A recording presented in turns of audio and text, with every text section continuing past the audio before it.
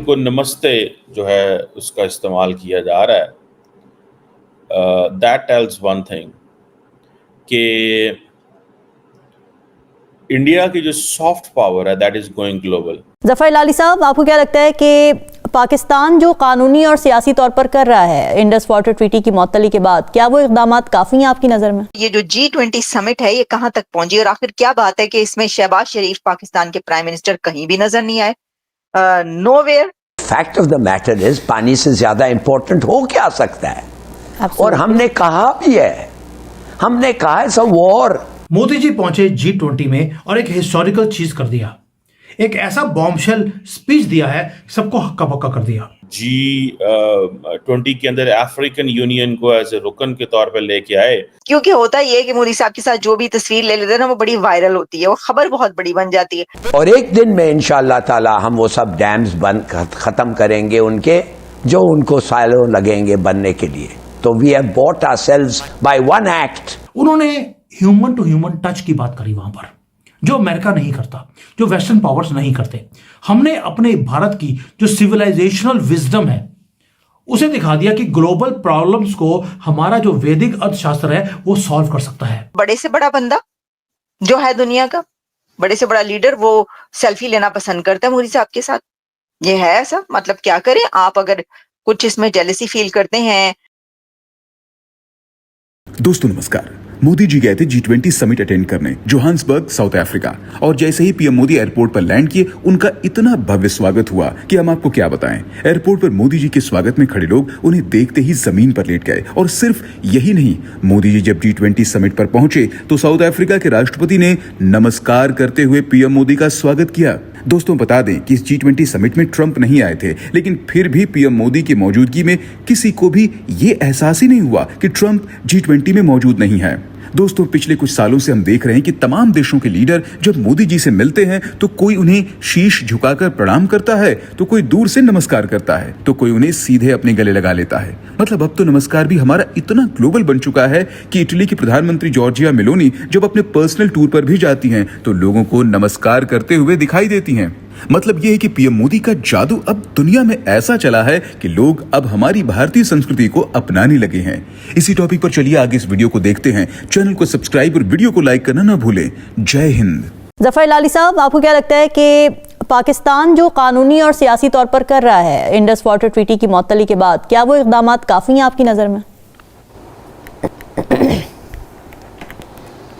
देखिए, जब आप कहती हैं काफी है कि नहीं, मेरे ख्याल में ये इतना इम्पोर्टेंट मैटर है कि आप इसके बारे में रोज तकरीर करना चाहिए, रोज।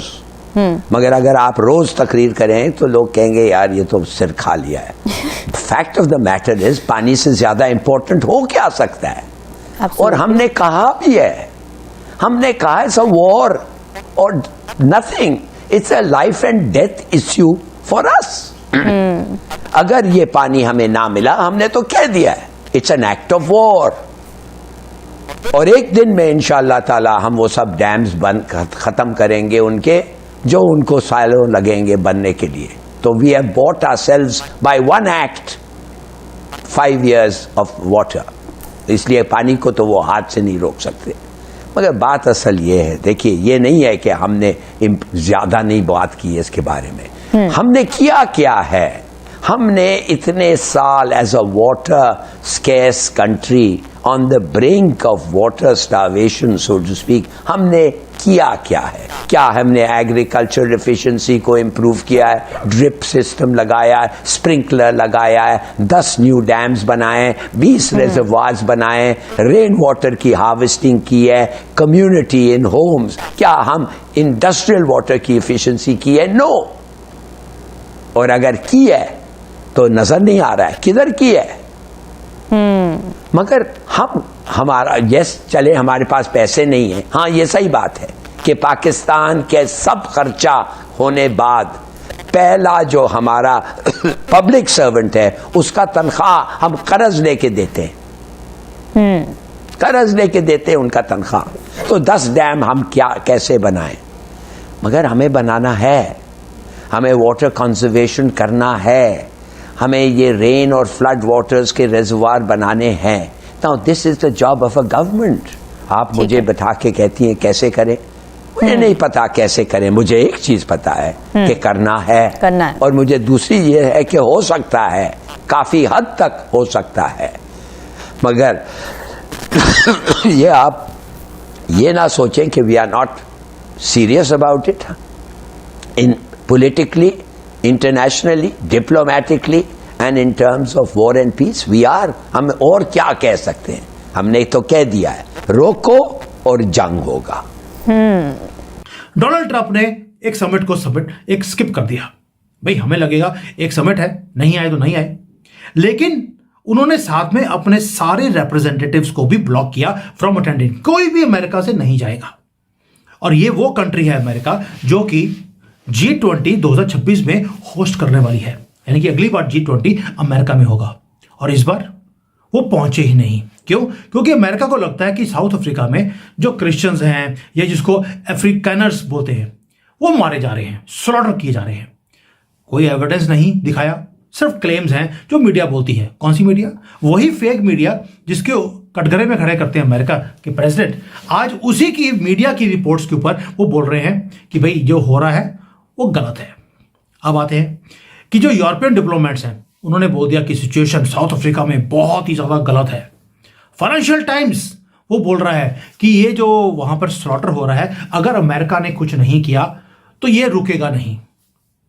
चलिए, डोनाल्ड ट्रंप ने बोल दिया क्योंकि मेरा फेक न्यूज के जो हैंडलर्स हैं उन्होंने बोला है तो मैं साउथ अफ्रीका में नहीं जाऊंगा।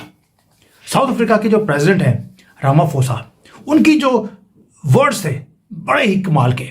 उन्होंने बोला तुमने बॉयकॉट करना है, कर दीजिए, you will be the greatest loser because the show will go on. ये साउथ अफ्रीका का प्रेसिडेंट जिसकी बेइज्जती व्हाइट हाउस में हुई थी उसने बोला है, और शो चला भी। चला क्यों? क्योंकि वहां पे मोदी थे। मोदी ने कुछ ऐसी स्पीच दिया है, 6 पॉइंट गेम चेंजर। ये तो हो गया कि क्या हुआ था। अब भारत क्या कर रहा है?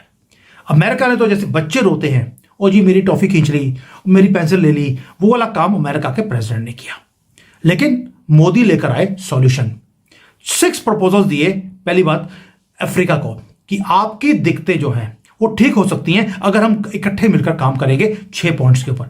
6 के 6 पॉइंट बहुत जल्दी से मैं आपके सामने रखूंगा 2 मिनट में। पहला कि जो नॉलेज है वो किसी यूनिवर्सिटी, हार्वर्ड और ये बड़ी बड़ी यूनिवर्सिटीज हैं, इनके हाथ में नहीं है। नॉलेज हमारे पास थी, एंशिएंट विजडम जिसको बोलते हैं। अगर इसको मॉडर्न चैलेंजेस को, एंशिएंट विजडम को हम कंबाइन कर दें तो हम इंटीग्रेट कर सकते हैं एक दूसरे की प्रॉब्लम्स को और हम सॉल्व कर सकते हैं। सस्टेनेबल लिविंग अगर हम करें, जैसे हमारा सेंचुरीज ओल्ड मॉडल था, अगर उसको करेंगे तो प्रॉब्लम्स खत्म हो जाएंगी।